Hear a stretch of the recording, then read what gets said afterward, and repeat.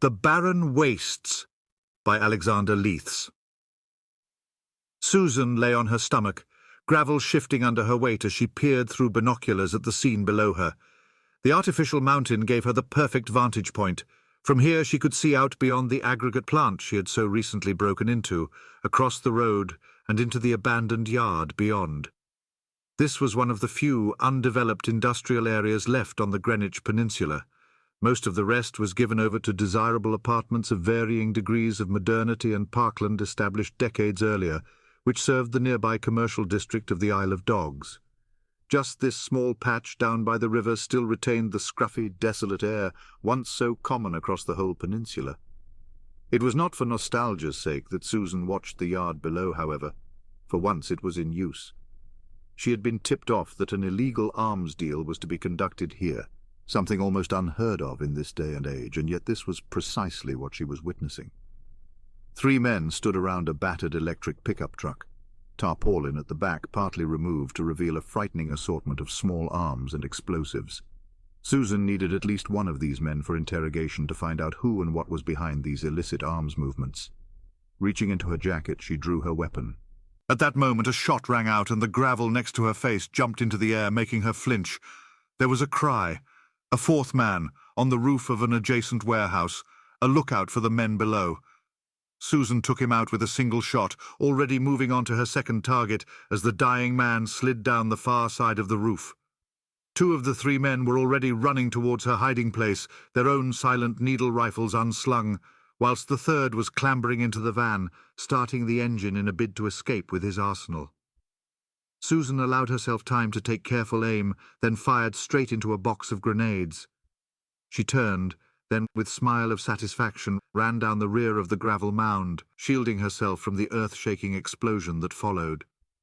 Needles now sung through the air around her as Susan realized that both of her pursuers had survived the blast. Running for her life, she knew they were between her and her vehicle, and so she made for the wooden fence ahead, scaling it in a matter of seconds before dropping onto the Thames path beyond. This took her quickly out of the tiny industrial zone and into parkland. She hoped to reach a more populated area where she could throw off the pursuit, possibly even capture one of the armed men. As it was, this side of the park was deserted, and both men were too close to lose. She glanced behind her. The closest man was barely 20 meters away, but running too hard to aim his rifle. His companion, obviously struggling in the chase, trailed another 15 meters further back. Susan sprinted on through tall, mature trees, past lush, grassy clearings, then under the shadow of one of the older apartment buildings. It had been built some 40 years ago, and at the time its design had been considered quite fashionable. Now it was seen as something of an embarrassment, but for Susan the cover it might afford outweighed any aesthetic sensibilities. Unfortunately, it offered no shelter, as between Susan and the flats lay a small but deep pond. Arms pumping, hair streaming behind her, she hurtled onwards. Finally, she burst through the trees and onto the road beyond. She did not stop as she made directly for the next set of apartments, a short way ahead. Her pursuer halted, taking careful aim with his rifle. The last thing he heard was the faint rush of wind and the scrape of tires as the near-silent electric bus smashed into his body. Susan turned and pointed her own gun in the direction of the last armed man, while the driver and passengers looked on in horror. The man was already out of range, heading back the way he had come and for freedom. Susan swore as she holstered her weapon. No witnesses, no suspects, no one to question. Then she went over to comfort the shaking, shock-stricken driver. Alien influence, contracts awarded to conglomerates whose faceless boards are impossible to track down.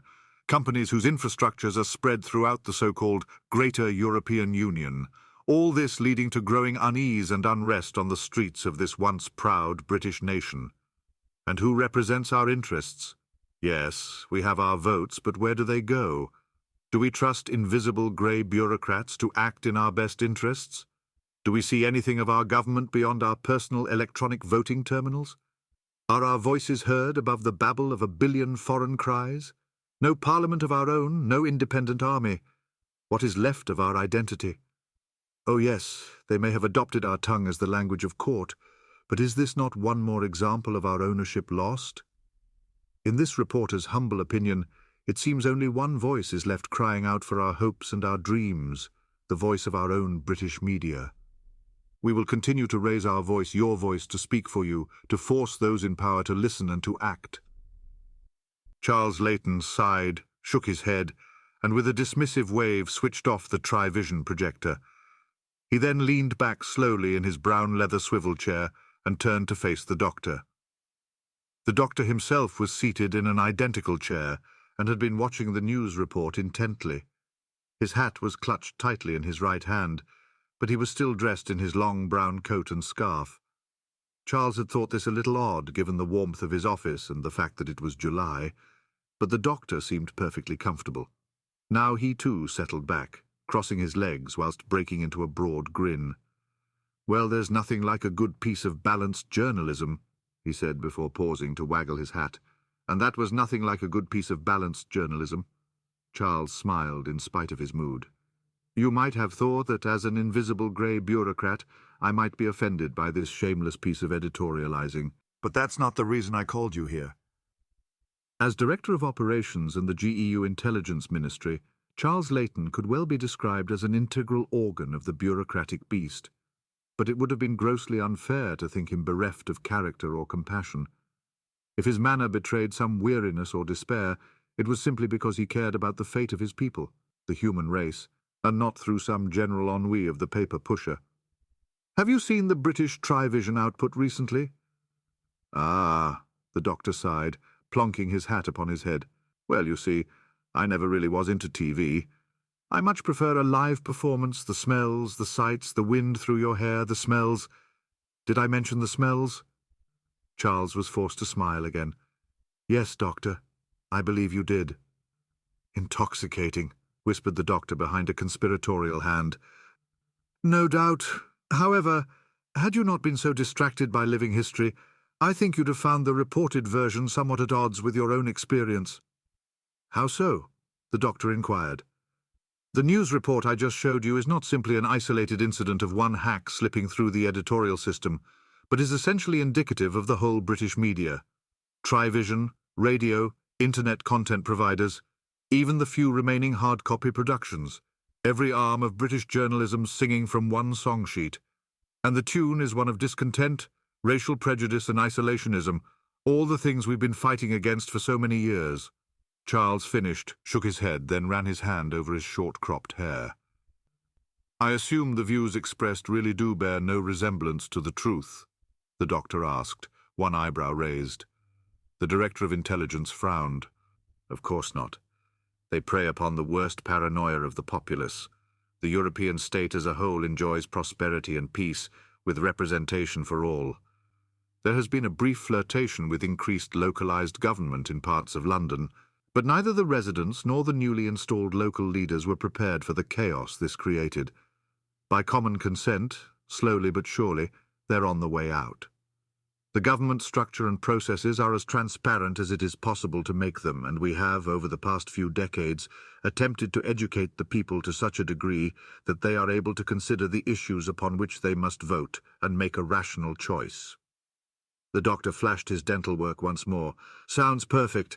I can hardly wait to experience this modern utopia. It seems everybody is working perfectly." Charles laughed ruefully. "Okay, doctor, you've got me. Nothing is perfect. Sometimes there can be excesses of bureaucracy, but less than under previous systems. These are a few minor annoyances in comparison to the chaos and profiteering of the past. For the most part, we really do have government for the people by the people. In which case, I really don't see why you need me at all. Surely your educated populace should be able to see this biased reporting for the funk it is," the doctor replied, patting his pockets and making ready to leave. Charles leant over his desk and put a gentle hand upon the doctor's arm to stay his departure. "Wait, Doctor. You know as well as I that just as no system is perfect, no one person is perfect either. This is why I am concerned, and why I need your help." The doctor settled back and removed his hat once more. "The first problem is that people are still basically the same as they have always been, which is to say, to a greater or lesser degree, lazy. Yes, through their education they have the ability to check the veracity of the news they receive, but many, perhaps even most, don't bother. Unchallenged and reinforced from every side, the seeds of paranoia take root, and suddenly they feel threatened by the many peoples they once called brothers and sisters. They see the need again for a national government, for a national defense force, perhaps even the need to take up arms themselves against the outlanders. These views we had hoped consigned to history, but I fear while yesterday they were proclaimed proudly, today they still lurk just below the surface, ready to rise at the slightest provocation." "Yes," the doctor agreed cautiously. "Education is a tricky business, and effecting change with it can certainly take time." Charles nodded. "And that brings me to the second problem. To a large degree, our media is our education system, only now it is operating contrary to our rational, cooperative and productive society." The doctor looked a little suspicious. "Yes, the free press can be such a problem." Charles showed a little impatience at this jibe. "You know damn well I've no problem at all with a free press. My problem, indeed all our problems, Doctor, are that the British press is anything but free. From what you were saying about its educational properties, I'd begun to wonder if it was state-controlled." "No, quite the opposite. It's all private, and what's worse, all the companies are owned by one man, James Barron." "Ah," the doctor said knowingly. "One man, one voice. You think the isolationist propaganda springs from him? But to what end? Who is this man?" "That is what I want you to find out, Doctor. I'll tell you all I can about him, but—" At this, Charles frowned and looked at his watch. He glanced towards the door and sighed impatiently. "I really don't know what can be keeping her," he muttered to himself. "Her?" the doctor asked, also frowning. "If I might inquire, to whom are you referring?" The director looked up and for a second became the sheepish schoolboy caught whispering in class. "Ah, my apologies, my friend. I hadn't realized I'd spoken aloud. She is Susan King, Dr. Susan King, and she's our foremost expert on the character and mind of James Barron. No one knows him better than her, and in addition she is one of our best field agents. Fortunately for our purposes here today, her doctorate is in psychology." The doctor leaned forward, a look of awe upon his face. "A psychologist? At last!" he cried. "A woman who'll know me better than I know myself." With that he threw himself back in his chair and swung his feet up onto Leighton's desk. "I can hardly wait," he confided toothily. As if the doctor had perfect vision of the future, at that moment there came a knock at the door. "Enter," Charles Leighton ordered gravely. The woman glided into the room, tall and slender, graceful as a cat with that same feline aura of self-control, at ease yet deadly. Her hair was long and unbound and framed a delicate face that belied the steel in her blue eyes. She smiled slightly and nodded to the director. "Sorry I'm late, sir. I was tied up with some trouble in town." Charles smiled. "That's perfectly all right," he replied before turning to the doctor. "Even today our public transport system still suffers from the occasional glitch." An odd expression passed across Susan's face, which caught the doctor's eye. Nothing was said, however, and so the moment passed. Susan's gaze remained fixed upon the doctor, studying him, evaluating, sizing him up. The doctor's assessment was made with a studied dispassion, such that it could have been the very form of sang-froid. "So, Charles, I assume this is the outside help you mentioned earlier? Are you going to introduce us?" The Director of Intelligence nodded agreeably. Of course, of course. He is a relic, you might say, from the old unit teams. Back when unit really meant something. Dr. King, meet the doctor." Susan extended her hand towards the doctor. "I'm delighted to meet you. Clearly Director Leighton holds you in high regard, but I'm intrigued. Who exactly am I meeting, and of what are you a doctor?" The doctor examined the hand for a moment before rising to his feet, grasping it firmly and shaking the limb twice with some vigor. He then dropped it abruptly and asked, "So, my dear, what do you know of our Mr. Baron?" If Susan was at all surprised or upset by the doctor's rather uncouth dismissal of her questions, she betrayed no hint of it. Instead, she merely produced a small plastic wafer, moved over to the Tri-V unit and inserted it. An image appeared in glorious three-dimensional technicolor of a man stepping from a light aircraft. "James Barron, a man out of time," she announced. "Just when we expected the media companies to follow the trends in other businesses towards broad private ownership through many hands, this man seemed to come from nowhere to set back the clock by half a century. He acquired first one, then eventually all the main corporations in the British media." Here Susan paused almost imperceptibly, though it registered with the doctor. No one is sure what prompted this sudden rise from relative obscurity to media mogul, but despite some clever attempts to hide his acquisitions through ghost companies and offshore accounts, it's clear that he is the power behind them all. This time the pause was more deliberate, to heighten the impact of her words. It was clear she was no stranger to the tricks of the orator and journalist. Physically, one cannot deny that he is impressive. 6 foot tall, competent in many sports, mostly martial in nature, competitions standard in more than one. At 39, he is still extremely fit and active. Given his dark brown hair and, to some, good looks, if you knew no more than this, you'd think him simply some pretty playboy. But we, of course, have far more on him than that. Educated at Warwick University, his undergraduate degree was in philosophy, where he showed a particular aptitude for both logic and the philosophy of science, graduating with first-class honours. Perhaps unusually for someone with his gifts, he then elected to study journalism for a year before beginning a career in that field. Due to his background, he was usually either asked to be a science correspondent or chosen to write some of the more thought-provoking articles in the Sunday supplements. His work was intelligent and insightful, and he was well respected by his peers. As a consequence, he went largely unnoticed by the wider public, no glitz, glamour, or fame attaching itself to him, but his work was precisely what we might hope the media should be, subtly, stealthily coaxing the public to think for themselves. This he did for 11 years and seemed content. Then suddenly he was going after the high-profile, high-paid, low-integrity work, showbiz, sex scandals, prurient exposés dressed up as political pieces. The acquisition of wealth and personal fame, even notoriety, seemed his only goals. Then, just as suddenly, he vanished from the hubbub of Wapping's front line.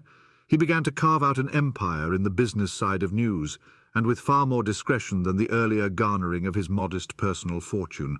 Almost without our noticing, he rose to the position where he now dominates the media world. As Susan paused for breath, Charles took the opportunity to cut in. "But we still don't understand his motivation. Why has he acquired so much power? Given the increasingly belligerent, isolationist tone of his company's output, we're understandably worried." The doctor sat with an odd, fixed stare, as if in some trance-like meditation. Then, suddenly, violently, he shook himself, giving every impression of having missed all that had been said. His next words dispelled the impression, at least to a degree. "So, a little sniffing around is in order, then. Some judicious probing, eh? To see what we can shake loose. I'm sure Miss King and I can satisfy you there," he said briskly while standing, donning his hat and brushing down his coat. "Doctor," Susan corrected. "Yes?" he inquired before continuing. "Come along, we have no time to lose." He paused for a moment, gazing at some envisioned, distant horror. "I fear the very future of this society may be at stake." Now the doctor was on the move once more, heading towards the door. Susan grabbed at his wrist, detaining him. "But, Doctor, surely we need a plan of action." "My dear Susan, the best plan of action is action," he exclaimed, then was gone, door swinging slowly closed in his wake. It took a moment for Susan to wrench herself free from his mesmeric influence and dismiss his last words as gibberish. She spent only a few seconds more confirming details with Charles. "If you're going up against an eccentric like Baron, you might as well leave your pan behind. From what I hear, none of his businesses run the system. Just stick to standard ID cards," was his last piece of advice. Susan nodded curtly before making her own rapid exit. The doctor was a good 30 meters away from Susan and receding fast, long loping strides devouring the ground, coat-tails and scarf licking the walls as he passed. Susan was forced to jog to catch up, calling out to attract his attention. Doctor, will you just wait 1 second? Of course, perhaps even 2. Fine. Do you have any idea where you're going? Naturally, I have some idea, the doctor replied, smiling. Susan looked unconvinced. Well? Clearly it is imperative that we find Mr. Barron's centre of operations. And how did you intend to find it? The doctor beamed at Susan. Well, I thought I'd ask a policeman. Susan put her hands on her hips and nodded slowly. Really? Well, had you considered asking an intelligence ministry field agent? The doctor doffed his hat to her. Excuse me, officer. I've reason to believe a media tycoon with possible megalomaniacal tendencies has been spotted in the area. Would you happen to know where I might find him? Susan half suppressed a smile. Well, sir, if you take the first bus to the Isle of Dogs, then you'll find the newly constructed HQ of Barron Enterprises. Why, thank you, officer. I'll be on my way then, the doctor concluded, doffing his hat once more and making to leave. Susan now grasped his shoulder and said, Not so fast, sir. I think you'll have to accompany me to the station. The doctor cocked his head. The station? Here Susan fell out of role. Well, no, but I do want you to come to our rooms. They have been set aside for us in the accommodation wing of this building. The doctor revealed some irritation. This is always the way with companions, no matter how charming. They always slow you down. Perhaps that isn't always such a bad thing, Susan replied calmly. It might do you some good to learn to be more accommodating of others. And besides, while I pick up my equipment, I can fill you in with some more details of our quarry. The doctor paused, as if struck by a momentary thought. Yes, perhaps there is a good reason to go there after all. Come along then. Lead on, McKing. The Ministry of Intelligence was based in the former Greater London Council building, and, in the accommodation wing at least, plush red carpets, subtle lighting and brass fittings lent it the impression of an old 5-star hotel. At the reception desk, the concierge-cum-internal security agent had informed Susan and the doctor that their rooms lay on the 2nd floor and handed them their keycards. To the now energized doctor's annoyance, Susan elected to take the lift. He whistled an annoyingly simple tune to himself as the rather antiquated device bore them upwards. Finally the doors opened and they stepped out into a short corridor, which had an identical lift at its other end. A second corridor led from the first midway along its length. As they reached this junction and made to turn into it, the doctor found his progress stayed by a hand against his chest. Susan was peering around the corner into the adjoining corridor. Seeing the doctor now safely arrested, she removed the hand and slipped it inside her suit. From within she drew a long-muzzled Walther P-38 that must have been at least 50 years old, holding it barrel upwards. The doctor frowned at it. You may have heard of my penchant for antiquities, but couldn't you have shown this to me in the comfort of our rooms? Susan pursed her lips at the doctor. I too have a soft spot for the classics, and I can assure you that this is quite a practical one. I certainly find it more reliable than these modern electrical or energy-based sidearms, and much less liable to external interference, she said in a low voice. Anticipating a response from the doctor, she held up a finger. And this is not show and tell. Something is wrong. Look, she said, nodding to the opening beside them. The doctor leaned slowly over to peer down the corridor beyond. It was totally empty, with doors on either side at regular intervals. Against the far-end wall there was a single reproduction Chippendale chair. The doctor leaned slowly back again to face his companion.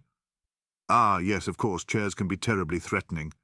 Particularly when they are missing their assigned security personnel, she hissed angrily. After checking out the corridor again, she then began sidling down it, staying close to the left-hand wall. The doctor watched her for a moment, then shrugged, stuck his thumbs into his pockets and ambled down the corridor after her. Finally, they reached the door marked 208, Susan's room. A little way beyond it lay door 209, the doctor's apartment.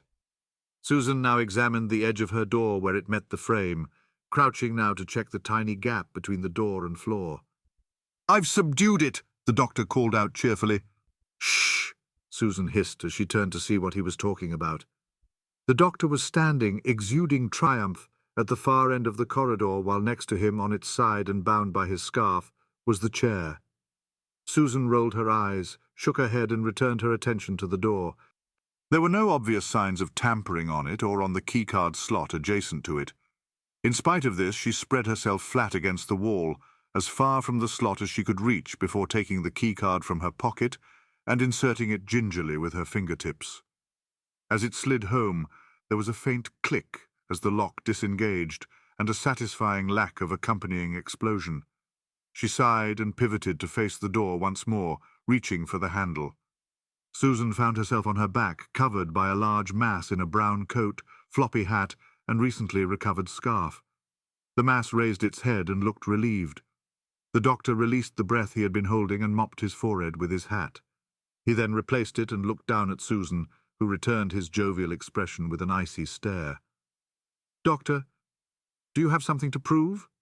The doctor looked thoughtful. "Why, yes, I believe I do," he said before rising to his feet and offering her his hand. Susan frowned at the proffered appendage before standing unaided. "Just what do you think you're playing at?" Susan demanded, distinctly unimpressed. "Look at the door handle." Susan did this. "It's a brass door handle," she reported coolly. "Look at all the handles," the doctor suggested gravely. Susan looked up and down the corridor. On every door she could see an identical knob gleaming under the artificial lights. Then she returned her gaze to her own door handle, also identical to all the others. Then a niggle began to work at the back of her mind. It was not quite like the others. It did not gleam quite as brightly. There was an ever so slight cloudiness to the surface, as if it had been lightly breathed upon. "A visking membrane!" she gasped as the recognition dawned. The doctor nodded. "No doubt attached to a sensor, which is in turn attached to—" "A bomb," Susan finished for him. "The membrane specifically detects the touch of a human hand," she continued. "Alien technology. Just let me get my gloves." "Allow me," the doctor offered, reaching his own bare hand towards the handle. Susan, caught halfway through retrieving her gloves, could do nothing to prevent him, and so threw herself flat on the ground. The doctor opened the door. "I'm sure you'll find a bed inside, you know," he told her. Susan watched with a mixture of annoyance and awe as he entered the room. She rose to her feet and followed. The doctor was standing behind the door, studying the device he had just detached from it. Susan looked at him with some wariness. "You're not human?" the doctor asked, completing her sentence. "Yes, I think you could safely say that. I've never worked with an alien before." "Really? Are you sure?" The doctor concluded his question with a characteristic and unnervingly broad exposure of teeth. Susan regarded the doctor for a second longer before shrugging and smiling herself. "I guess not." She quickly rang down to security to report the breach and the missing guard. "It's safe," the doctor said as she put down the receiver. He threw the device to her with one hand while pocketing an odd-looking instrument of his own with the other. Susan examined the collection of technology and explosives closely. "It's definitely a bomb," she said, smirking at the doctor. "But I've only ever come across aliens using this type of device in the past. The general population aren't supposed to know this stuff exists. But why would any alien be interested in me?" Then, as an afterthought, added, "Unless they were after you." "Well, I suppose there may be one or two aliens who'd like to see me come to grief, but I doubt they'd know I'm here now. Are you sure no humans could have employed this technology?" Susan considered the possibility. "I suppose, logically, there's no reason why human assassins couldn't have acquired the technology, but why go to all this trouble?" The doctor paced across the room. "To throw you off the scent, or those sent to investigate our untimely demises?" Susan refused to meet his eye. "I should have told you this before, but the reason I was delayed earlier was because I was on a surveillance job, which failed. I was watching some low-level employees of Baron Enterprises involved in arms smuggling, all perfectly deniable, working on their own time, as it were. No way of linking their activities to James Barron or anyone else in his organization. They may well have been working to some private agenda. We could be totally wrong about James. He might simply be an opinionated but perfectly legitimate businessman. We might have known for certain if I'd been able to take those men alive." She looked up now directly into the doctor's eyes. "I think we may be involved in something very dangerous here, Doctor." "I wouldn't worry yourself, my dear. There's nothing like a spot of danger to remind you why you shouldn't have left home this morning." Susan laughed and was about to respond when the doctor suddenly asked, How well do you know James Barron?" She froze, then turned away. "Better than I'd like," she replied distantly. Then she shook herself out of her mood and told him, "I have to get changed. Come with me to the bedroom and I'll bring you up to speed." The doctor cocked his head on one side. "Are you entirely sure that's proper?" At this, Susan giggled. "Doctor, this is the 40s, not the noughties. If you feel uncomfortable at any point, you can just avert your eyes, you know." The doctor followed Susan into the bedroom. Susan made him sit on the edge of the bed. Then she moved to the wardrobe and looked inside. Ah, good, they delivered it. Susan reached in and recovered a black catsuit, short-cropped burgundy leather jacket, and a black string bag. Each of these she tossed in turn onto the bed beside the doctor. As she did this, he said, "So I get the impression that Mr. Barron is more to you than just another assignment." "Was," Susan corrected as she removed her jacket and began to disrobe. "I met him after a lecture I gave on forensic psychology. He was covering it for the Times with a view to writing an in-depth piece on the subject. We got talking, went on for drinks. He was very intelligent, very honest, and I must admit, very funny. He obviously loved what he was doing, and in time it became clear that he loved me. We were together for 3 years. By now, Susan was down to her eminently practical black sports bra and similarly functional matching briefs. The doctor had been studying the fine paintwork on the walls and ceiling. "He sounds perfectly charming. Why on earth did you break up?" Susan came and sat beside the doctor on the bed, looking at him with curiosity. The doctor turned his head to meet her gaze. "Doctor, haven't you ever met someone you admired a great deal, were attracted to on one level but weren't in love with?" The doctor smiled faintly. "Almost certainly." Susan leaned towards the doctor, her eyes closing as her lips parted. Their progress was impeded by the finger gently placed against them.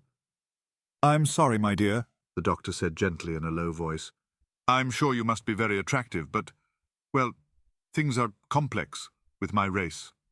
Susan pulled away a tiny amount but was smiling playfully. "I've no problem with complexity. Variety is the spice of life." The doctor laughed. "Absolutely, but I'm afraid this is an impossible variation that cannot be played." He cleared his throat. "We should really be on our way." Susan looked slightly put out, then gave a now familiar shrug. "As you say, Doctor, we've a job to do, and I guess there's no time for games," she said, as she stood up and began to don the black catsuit. "Oh, I can't agree with you there. There's always time for games. It's simply a question of which is afoot." By now Susan was fully clothed and had just put her arms through the strings of her bag. "Well, I personally hope to be afoot for as short a time as possible. It's quite a way to the Isle of Dogs, and I've had enough jogging for one day." "Then we must away," the doctor cried dramatically before disappearing from the room. A moment later his head reappeared round the door. "Perhaps you had better lead the way," he said sheepishly. As they stepped from the former GLC building into the hazy early evening sun, the doctor was struck by the cleanliness and emptiness of the road in front of them. The spotless, seamless tarmac was bordered on both sides by pairs of pretty red bands, and it was with an eerie infrequency that the odd electric vehicle glided past the doctor and his companion.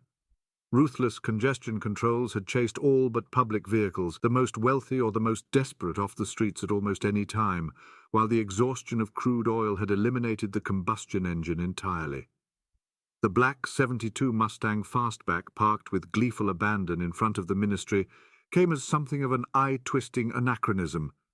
It had been dumped with a total disregard for the parking restrictions, 2 wheels on the pavement, its ridiculously wide body straddling the double red lines like some ancient dinosaur preparing to devour them. The doctor looked at Susan, who he realized had been watching his reaction. "It's mine," she said simply. "But what about the rules, Dr. King? After all, where would society be without them?" the doctor asked with feigned shock. "Well, technically it's a government vehicle, or at least one used by a government employee while working." The doctor simply regarded her with one eyebrow lifted. Susan looked marginally uncomfortable. "Look, Doctor, I realize that our society may seem overly ordered, and therein, of course, lies its strength. But we're still human. We're not all totally straight. So I use my position for this little perk. But weren't we just discussing the need for some spice?" "You've no need to convince me. My own vehicle has been referred to as obsolete by some insensitive souls. By the way, you've got something stuck to your wheel." Susan looked down. "Jesus Christ! Why do they never check the reg against records?" she exclaimed as she regarded the clamp with disdain. She pulled her keys from her pocket and pressed a button set into the fob. With a clunk, the clamp released and she lifted it free from the wheel, dumping it unceremoniously on the pavement. "Litter bug," the doctor jibed. "Another perk," Susan retorted with a tiny smirk. She reached for the driver's door handle while the doctor walked to the passenger side. As he opened the door, he commented, "I must say, this doesn't seem very discreet for a secret agent." Susan shook her head.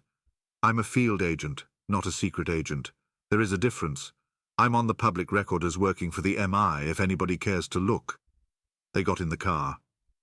"So," the doctor said, examining the interior, "how exactly does this contraption run? Haven't we run out of petrol?" "We may well have, and so I had to compromise and replace the engine." "Ah, so it's an electric car."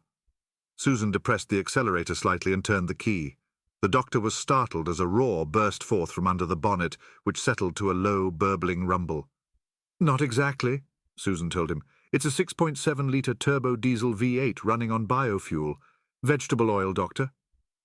"England's yellow, unpleasant land," the doctor said, recalling the large tracts of countryside beyond the urban sprawl. "Give me Bessie any day." He grabbed at his hat as they roared off through the pristine streets of London. Susan parked the car 100 metres from the base of Baron Enterprises' almost completed skyscraper. Already many of the building's lower floors were occupied. However, the upper levels were still in the process of being finished, while the windows of the top 2 floors were covered by transparent polythene sheets that flapped gently in the evening breeze. The sun was already below the horizon, and the black silhouette of the tower stood out ominously against the pink of the dusk. "So, any ideas as to how we should approach this?" Susan asked the doctor. "Well, I've always favoured the front door myself." The withering look she gave him made clear her feelings on the matter. Then her expression altered as a realization dawned. "That might not be such a bad idea. This is a new building, yes?" The doctor nodded.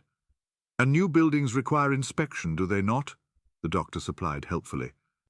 "By government inspectors. And you're a government inspector. And in a moment I'll even be working for the right ministry." With that, Susan took a palm-held computer from her bag and her ID card from her purse. She slotted the card into the computer and began typing away on the tiny keypad. "Perfect," she said absently as she returned both card and computer to their respective homes. "Follow my lead," she then ordered as they left the car. The crystal plates of the automatic doors slid noiselessly back, allowing both the doctor and Susan to stride boldly through. As they did, Susan glanced down at the plain black welcome mat, which quickly gave way to highly polished marble stretching all the way to the altar of the reception desk. Behind this sat a grey-suited guard whose expensively coiffured hair blended seamlessly into the lines of his clothes. "Good evening, sir, madam. Welcome to Baron Enterprises. How might I help you?" He was at once courteous, yet with a certain aura of firm menace, an impression he must have spent his whole career cultivating. Susan responded rather shortly, perhaps prickled by the doctor being addressed before her. "I'm with the Ministry of Health. I'm here to perform a spot inspection to assess the quality of the completed sections and the safety of the construction areas." As she said this, she presented her ID card to the guard. A quick scan revealed all to be in order. "And him?"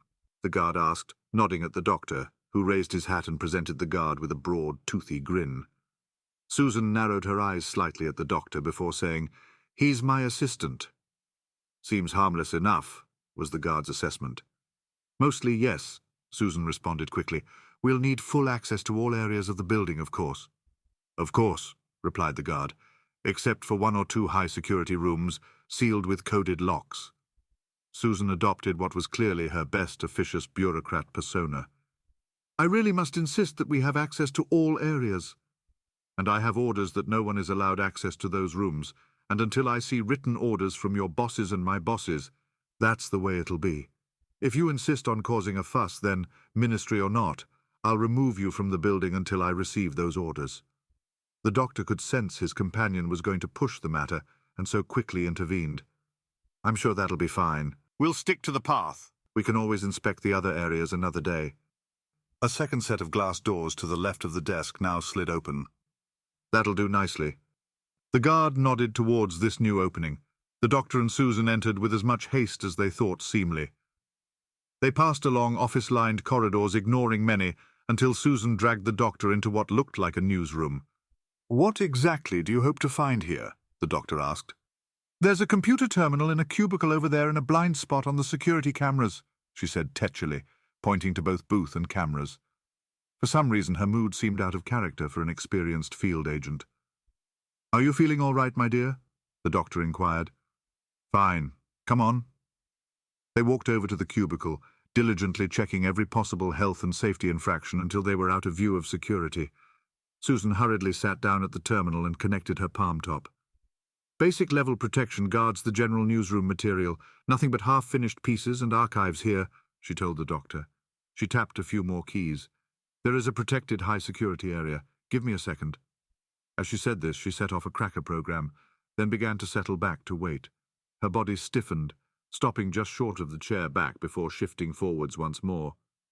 "That was quick," Susan muttered, clearly unsatisfied with the results. She pored over the files now revealed to her, then turned to face the doctor, her countenance heralding bad news. "There's nothing but accounts here, and from my cursory inspection they're all in order. I can't find anything untoward." "Well, no matter how much they trust your ministry ID, I doubt they'd allow us access to anywhere they didn't want us to be." Susan frowned. "So where to now?" "Why, to wherever we shouldn't be."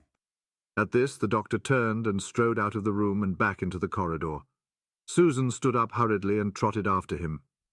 At the far end of the corridor stood two devices of quite different designs but with a common purpose. The first was a standard mechanical lift. Beside this stood the next generation, an AG maglev floater, a rare piece of advanced technology and a symbol of Baron Enterprises' wealth and forward thinking. These carless tubes were designed to levitate individuals in a controlled manner to their destination. The tubes worked in pairs, both openings adjacent to one another, left for up, right for down. The passenger was gently wafted at a sedate pace until they reached the desired floor, whereupon, by touching a pressure pad set into the wall, their progress was halted long enough for them to push themselves out. There were many redundancies built into every system, and there had never been an accident in commercial use. But man still held an inherent distrust of having nothing beneath his feet. Hence the creaking antiquity of the lift, the parent watching over its child. As it was, this particular child was grounded, under construction tape crossed over both openings, forcing Susan and the doctor to opt for the lift. Once inside, the doctor studied the panel of buttons. "Well?" Susan asked impatiently, hopping from one foot to the other. The doctor peered over his shoulder at her, one eyebrow raised. "I've been told patience is a virtue." "I'm not feeling particularly virtuous today," Susan retorted, affording the doctor a brief smile. There were 63 floor buttons in addition to the ground and basement, but someone had taped a sheet of A4 paper next to those for 30 and higher with the words Danger Construction scrawled on it in black marker. 63 floors, eh? An odd number to pick, the doctor commented. That number plus the radio mast make it the highest building in London. The doctor adopted a mischievous expression. "Ha! Now there's a man with something to prove." Susan did not share his humour, giving him a hard stare. "I wish I could say it was so." The doctor studied her. "You still have some feelings for him, don't you?" Susan shook her head. "No, but I do still have feelings for accuracy and the truth." The doctor cocked his head on one side, making some internal reassessment.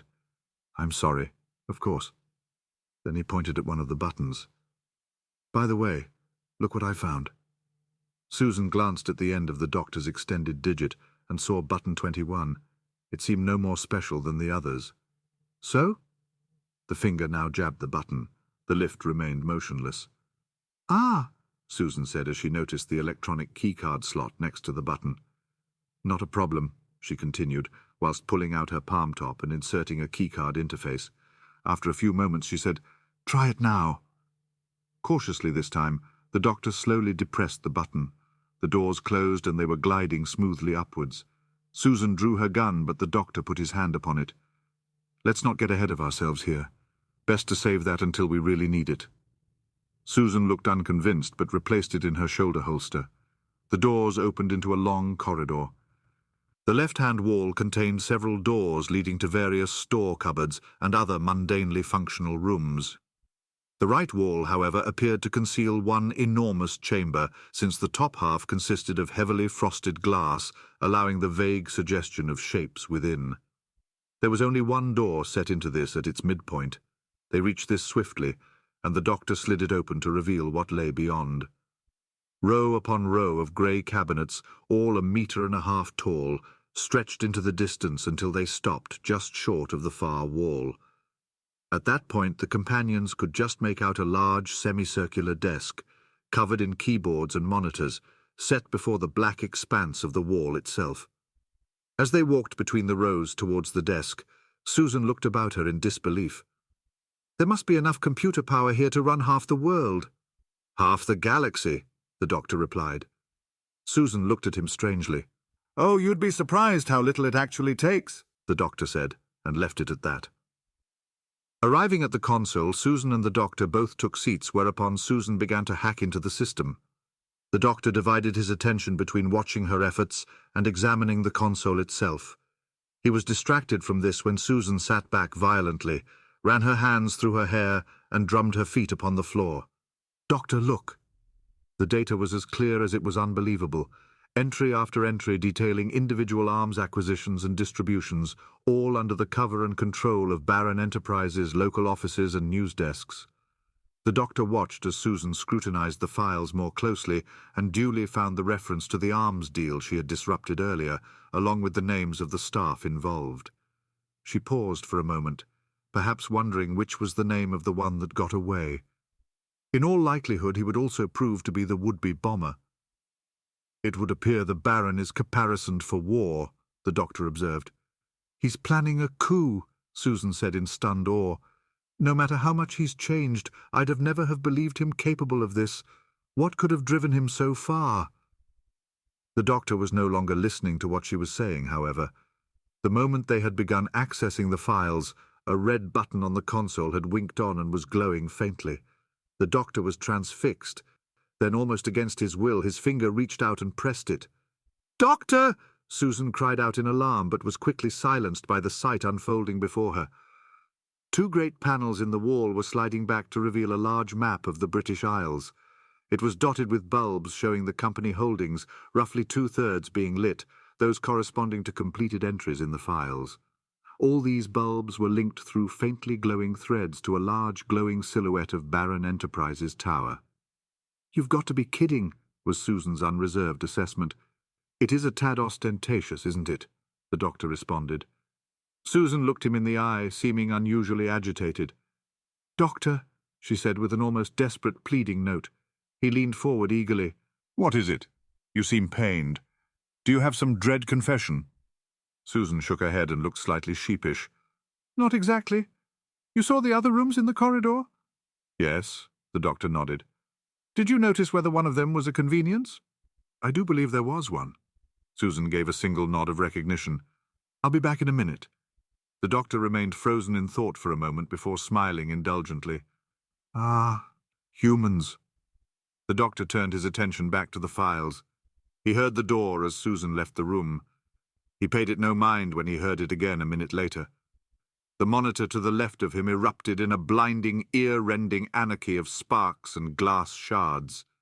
The doctor was thrown sideways by the force, while on his left arm each hair stood stiffly to attention, the telltale signature of a directed charge weapon. He threw himself behind the nearest server cabinet, and it shuddered and arced under the thunderous impact of another charge. Deadly as DCWs were, their accuracy was famously unreliable, as their energy discharges were often drawn or pushed off target by large metal or charged objects. This was the reason the doctor still lived. He decided discretion was the better part of valor and surrender the best part of discretion. He waved his hat above the server cabinet. "Excuse me, but I thought you might like to know I surrender," he called to his unidentified assailants. A thought struck him. Where was Susan King?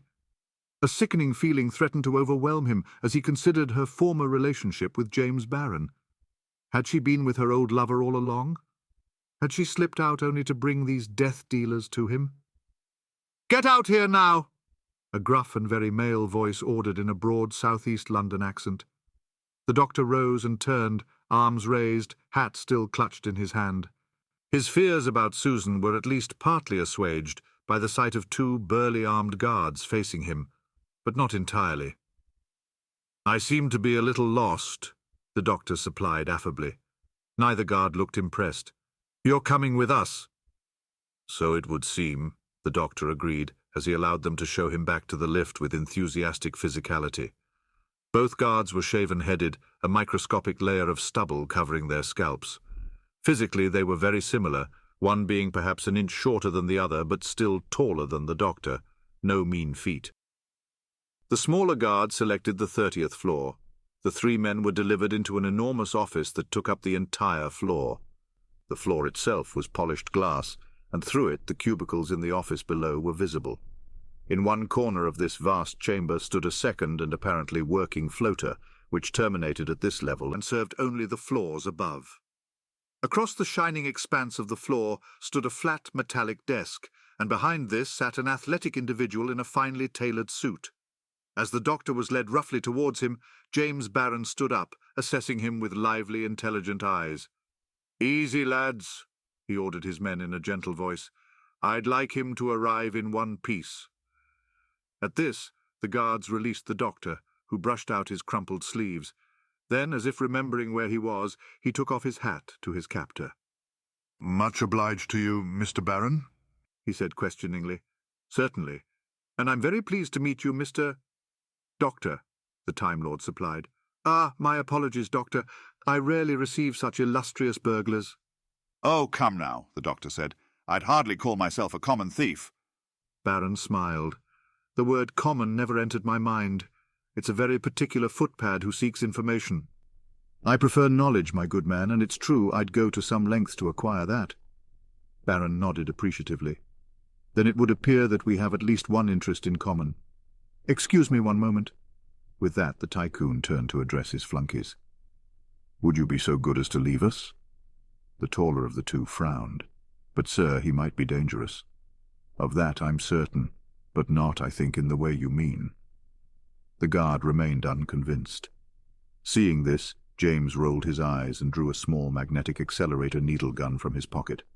"Look, if you're that worried, I have this. Now will you do as you're told?" Mostly mollified, the two guards shuffled back to the lift. Once the doors had closed, James Barron spoke to the doctor. "So, tell me, what knowledge have you acquired and what still eludes you?"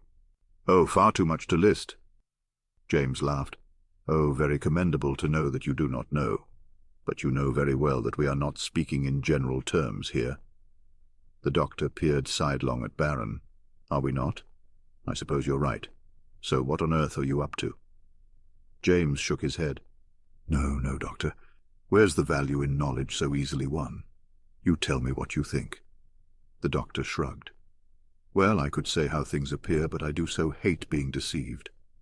"Humor me," James encouraged. "Very well. It seems you're planning to take over the country by force of arms, to replace the power of the people by the power of you alone, if that really is power. You seem to be setting yourself up to be the very model of a feudal baron. It seems odd that a man of your reported gifts, your intelligence, your sensitivity, and perhaps even the all-important beginnings of wisdom, should squander them in such a hollow pursuit." James laughed without humor. "Ah, my gifts. As you say, they should allow me clearer perception of the good course, the better path, yes? Presumably you think I'm unaware of this?" The doctor's expression gave nothing away, his tone guarded. "I'm not sure. So you don't deny you seek to supplant the power of the people and rule the land yourself? Surely someone as well educated as yourself cannot hold your fellows, the rest of the population, in such contempt." "Far from it, my good doctor. Indeed, I trust and rely upon them totally. This is, after all, to be a popular revolt, the British people regaining their power, under my direction, of course. But ultimately, with you dictating policy, they will have lost their individual power through the state," the doctor argued. "And this is a bad thing?" James asked. "I think it's a more dangerous thing. Better the checks and balances of many heads than the rule of one, existence on a knife edge, waiting for his first, last, fatal mistake." "So you'd prefer rule by the populace because their collective wisdom is better than my individual judgment?" "Excellent, my lad. I think you have it. Now, just stand down your militia, there's a good man." James shook his head, smiling. "Not yet, Doctor. I'm not convinced, but would love to be if you can. So, rule by the mass is better than me?" "I'm afraid so." "Because they are by and large wiser?" The doctor nodded. "Then it seems unlikely that the wiser could be misled or persuaded by the less wise. Unlikely may be a fair assessment. And yet I am but a hair's breadth from persuading the mass of the populace that they have no power, and that the rest of this world and beyond is working against them. By your own reckoning, how can they be more wise?" The doctor held up a hand. "I didn't call them perfect. They are still capable of being deceived. And besides, you yourself have just admitted that you've been persuading them of a lie, patently not a good thing. You're not doing the greater good, but are in fact perpetrating the opposite." James cocked his head. "Are lies always bad? Surely there are the white lies we use to protect or guide when the reasoned explanation would go unheeded or do more harm than good." The doctor shook his head. "But you know no long-term good can come of seizing power. Even if I were to believe you'd rule wisely, which, by the way, I don't, what happens at the end of your existence? Another dictator, another feudal baron lording it over a people fed on lies. Or do you think that this falsely educated populace would be in a fit state to take back the reins of power? You of all people should know this. You were part of the system educating the masses, giving them the power of considered self-determination. Surely this is the only way to improve the state of all people." James stared long and hard at the doctor. "Oh, I know you're right there. I've known that throughout my adult life, but there's the rub," he said, smiling sweetly. "I don't care." "Oh dear," the doctor said. "That could be a problem." James inclined his head. "I'm afraid so. Yes, I was part of that education system, and you're right. Ultimately, it could lead to an intelligent, self-controlled people, but that goal is such a long way off. Something changed. I lost my love of the future, of a dream I'd never see. I became impatient for a better life. No, wait. That's too strong a case. The people are slow learners, and I grew bored of living in a shadow of utopia. Have you seen the populace lately?" "I've certainly met individuals, and I've observed the city. They seem by and large well-fed, productive, and happy. They show every sign of fulfilling the dream of a contented people, barring accidents." "Oh, yes," James retorted. "This society seems ordered enough, I'll grant you, and everybody knows their place. But therein lies the problem.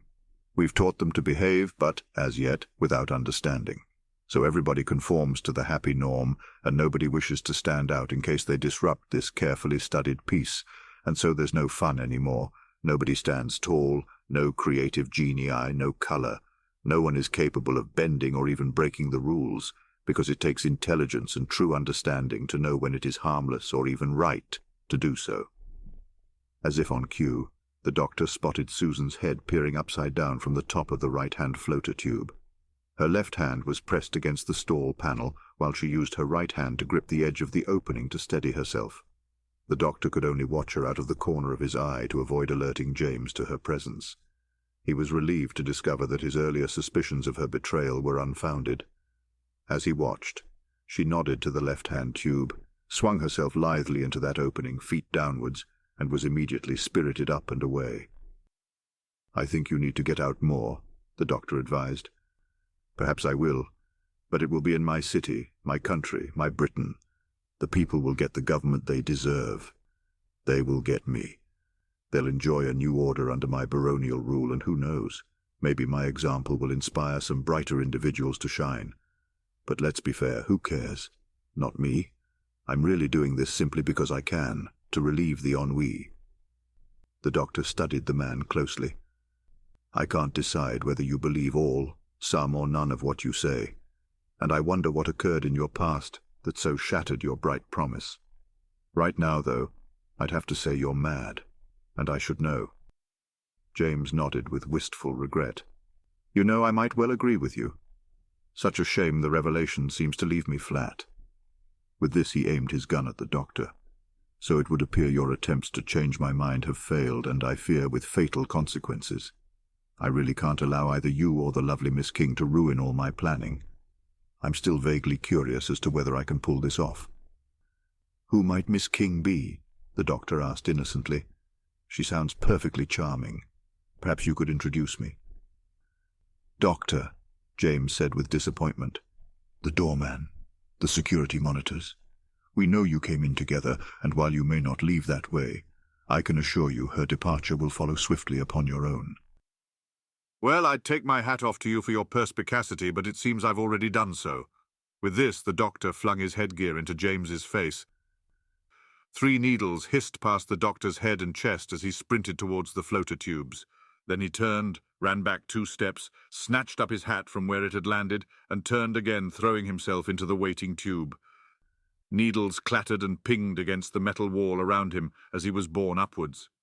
Whilst the floater was fairly swift as lifts went, it still felt painfully slow to the doctor, exposed as he was in an otherwise empty cylinder. 5 floors up, he pressed the stall panel and hauled himself into the dimly lit room beyond. On the 30th floor, James pressed the panic button on his desk, cursing himself for being tricked so easily. On the top floor, Susan had watched the doctor enter the floater through the heavy metal grille that formed both a ceiling for the tube and floor for the maintenance space above. As the doctor left the device several floors below her, she realized that somebody was in hot and deadly pursuit. She began to work on disabling the floater system. The 2 shaven-headed guards had returned, still toting their DCWs, bursting from the lift into aggressive crouches ready for anything. "He took my private floater," James explained. They both began pounding towards the left-hand opening, but James caught the shorter one's arm. "You with me. We know exactly where he is, and the girl. We'll cut them off." Together they turned towards the main lifts. At the top floor, Susan finished her adjustments and dropped smoothly to the floor directly in front of the floater exit. Then, lifting each foot in turn, she peeled a thin, transparent layer from the bottom of both soles, dropping them casually on the rough, uncarpeted concrete. Then she began to saunter away. On the 30th floor, the taller guard entered the tubes and was snatched upwards. The doctor was still attempting to gather his wits, get his bearings, and determine what to do next on the 35th floor. His concentration was broken by the screaming blur which passed the floater exit behind him in a fraction of a second. Susan barely flinched, her stride unbroken as the scream was cut off abruptly in a sickeningly wet-sounding explosion which simultaneously liquidized the guard against the grille whilst blowing out that same obstruction. The super-accelerated debris then ripped out the power feed, cutting it totally. The doctor now saw a meaningless red mass hurtle past him downwards. In his office, James and his companion had just turned back to face the private floater shaft, their attention caught by a succession of odd noises emanating from it. At that moment, a collection of twisted metal, red matter and fluids struck the floor with explosive force. "Frank!" came the chilling, grief-torn cry of the shorter guard. He began to run towards the shapeless ruin, but James grabbed his arm, spun him away from the grotesque disaster, and stared into his eyes intensely for several seconds. This had a powerful effect on the guard, who seemed greatly impressed by the eloquent silence. For James, it gave him valuable time to search his memory.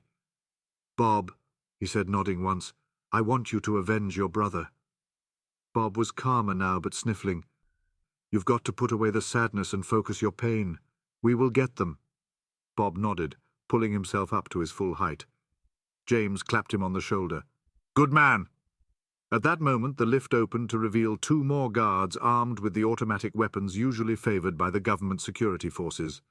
"Come on," the Baron ordered. The lighting had not yet been installed in the 35th floor, but there was just enough ambient illumination to allow the doctor to assess his situation.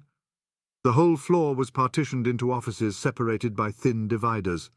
The lower halves were an opaque, toughened, polymerized material, whilst the uppers were made from sheet glass. These partitions did not reach the ceiling, being perhaps 6 inches taller than the doctor, no doubt to create an impression of space or community in the workplace. A corridor ran between the offices from James's private floater to the main lift at the far end. The doctor walked a little way along this, then into a side office. sinking into a polythene-wrapped swivel chair to think. Clearly he had to stop the Baron, but how? Alone, or even with the aid of the ingenious Dr. King, it seemed unlikely that this could be achieved. The authorities would have to be informed.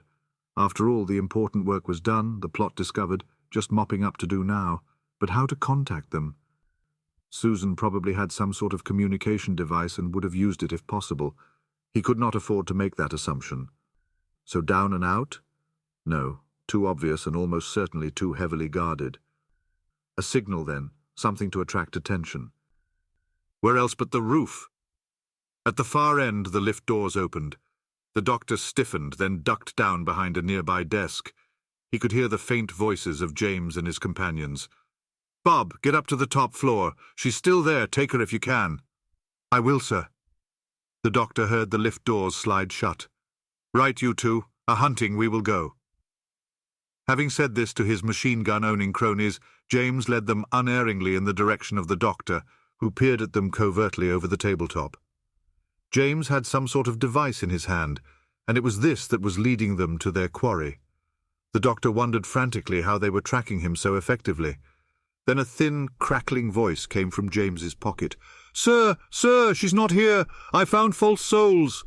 James rolled his eyes, handed the device to one of the guards and withdrew a tiny communicator from his jacket. "Stay there. I'm coming up. Whatever you do, don't let her kill you." "Sir," came the crackling, nervous response. The doctor pulled out his sonic screwdriver and ran it over his shoes. "Nano-trackers," he whispered to himself in disgust. They were impregnated into the rubber of his soles, and had probably been planted as soon as he had entered the building.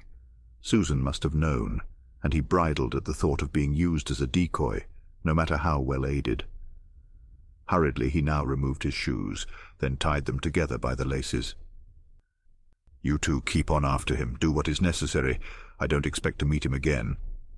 With this, James returned to the lift and left. The doctor now hurled his shoes over the partition and half the length of the level before they came to rest in a more distant office with a satisfyingly foot-like clump. The air exploded with machine-gun fire and shattered glass as the guards directed their fire towards the noise. Using the distraction as cover, the doctor made a low sprint into the corridor, heading towards the main lifts. Unfortunately, the two guards were standing between him and the lifts, gleefully spraying an innocent filing cabinet with automatic fire. The doctor ducked into another office to his right, but once inside, his foot caught the side of an empty metal bin. Now the air over his head was filled with flying lead and crystal splinters as he crouched, his back against a lower partition, hands clamped over his hat. As they fired, the guards advanced.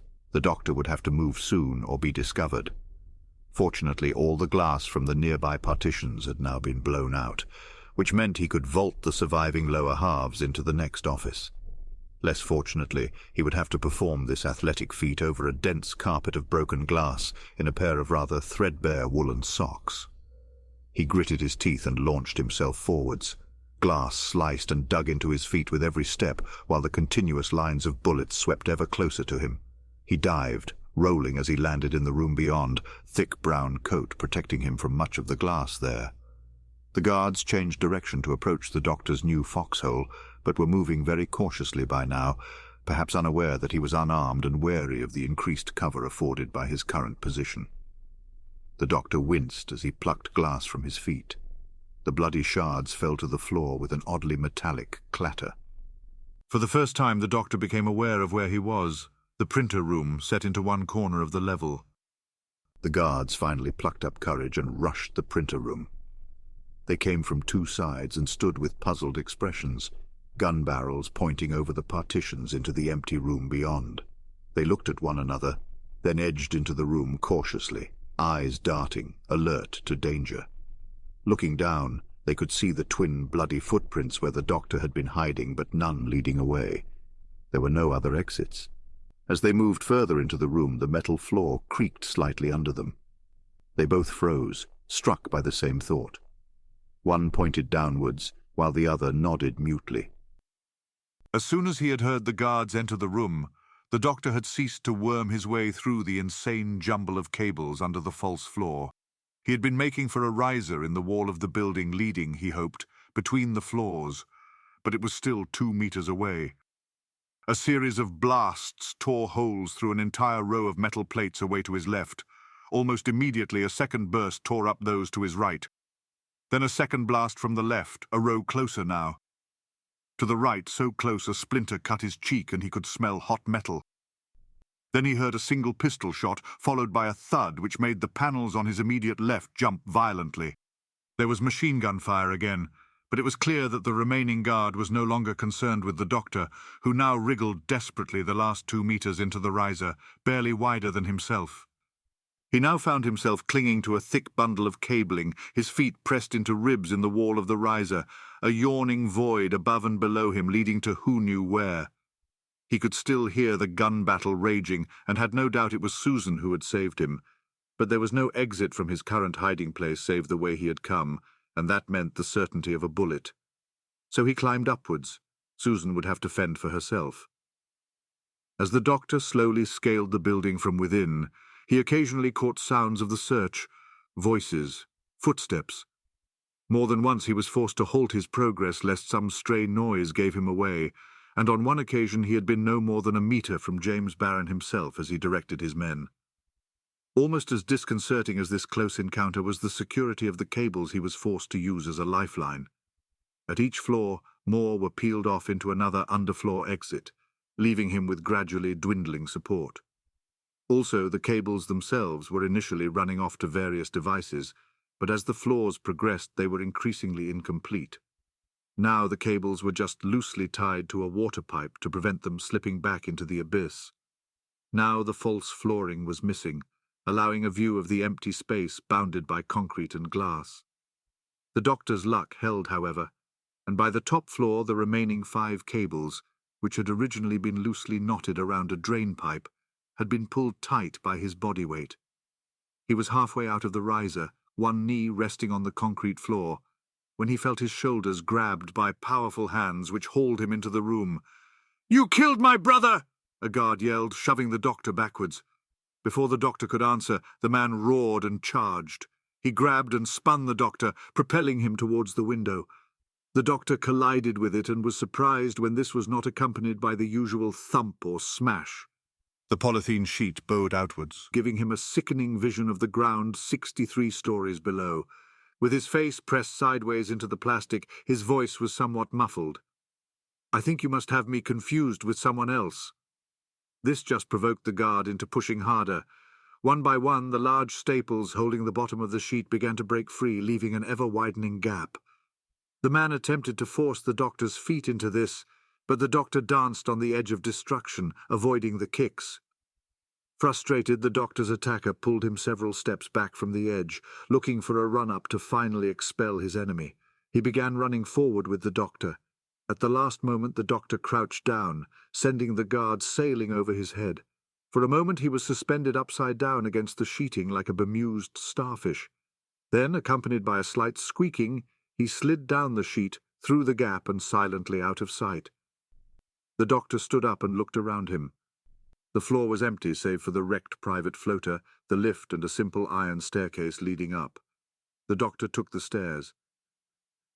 At the center of the roof stood an enormous radio mast, symbol of James Barron's vast communication empire.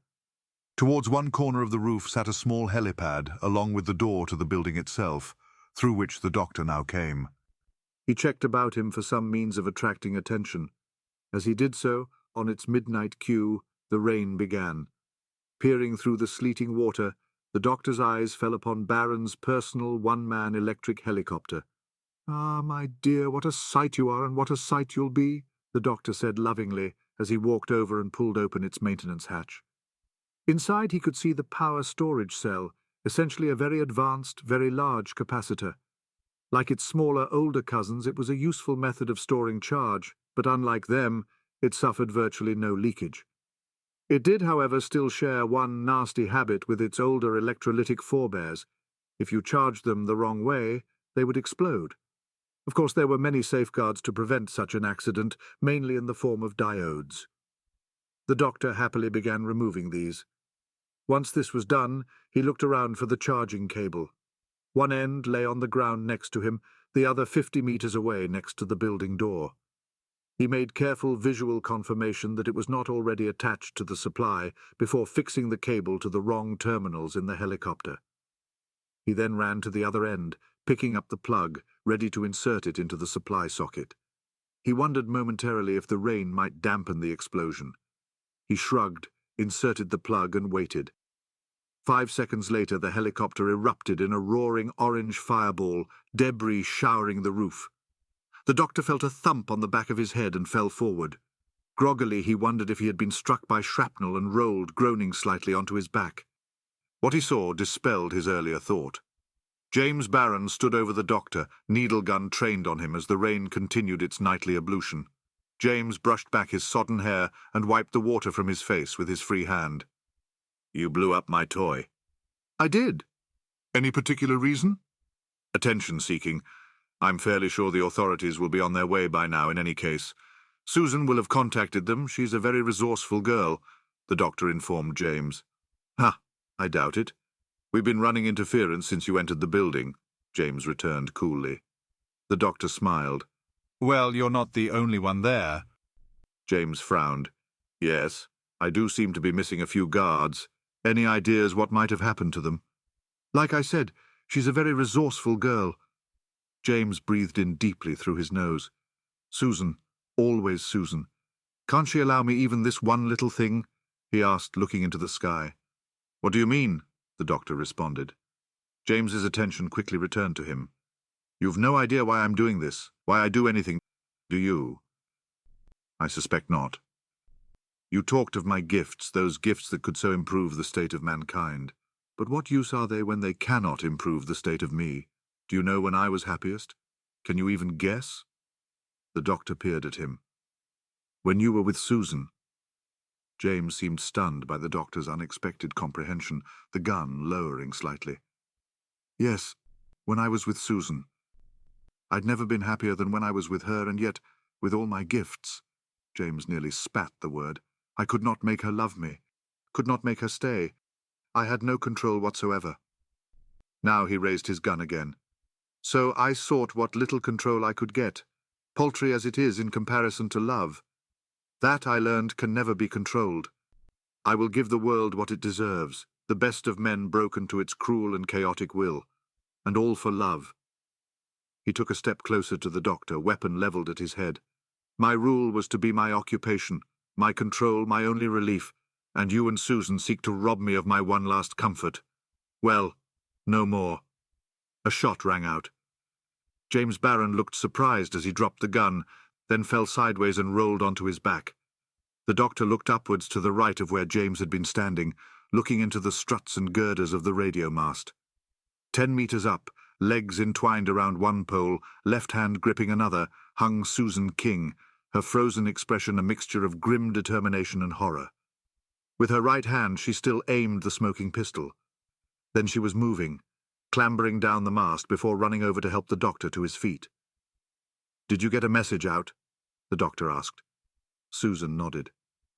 "Your explosion went off right in the middle of it. Half of London knows we're here now. I wasn't sure of what was happening until I'd almost reached the ground again. I heard what he said, saw he was going to shoot you." Susan looked at James Barron, lying bleeding but still conscious, his life ebbing away with each passing moment. She turned her head.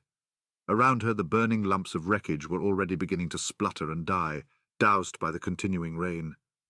This image reflected darkly within her mind, forcing up, unbidden, the memory of James's own bright spark of life, drowned so violently before its time. The incomplete tower upon which she stood also seemed to echo the unfulfilled promise of that life, and reminded her of the loving man she once knew, and the potential for quiet, humble greatness he had once possessed. Looking back at James, she felt her throat tighten as she was overwhelmed by a conviction that it was her rejection, her inability to return his love that had turned his mind, replaced his fire with ice and driven his heartless distractions. She tore her eyes away from the dying man, looking at the doctor, longing for absolution. "All the deaths this day could have been avoided but for my choice. It's all my fault, isn't it? Everything that's happened, it's all down to me?" The doctor shook his head. "I hardly think so, my dear. James could not accept reality, and so against every law of reason sought to force reality to conform to his desires. All that has happened is the fault of one man's flaw. You prevented a civil war and perhaps thousands, maybe millions of deaths. You acted in good faith. You did what was needed. Susan turned back to James. He seemed to have been unaware of their presence throughout their conversation. His eyes glazed, his mind turned inwards. But in the moment before he died, his eyes cleared and found Susan staring back at him. With an odd, faint smile, he gave voice to his last breath. You came back.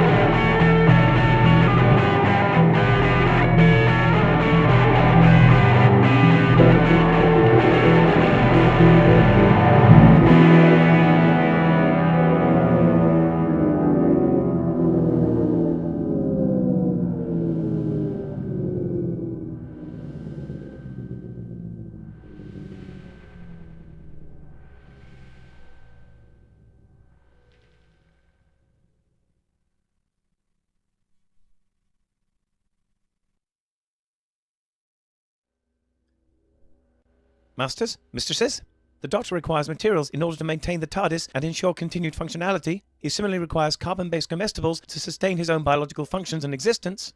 Master would never say this, but he requires aid beyond that supplied by this unit in order to acquire these.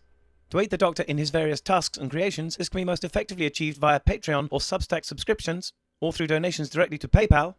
Or if you desire physical goods in return for your contributions, written accounts of my travels with the Doctor are also available on Amazon. Links are in the description below. Thank you, Masters, mistresses.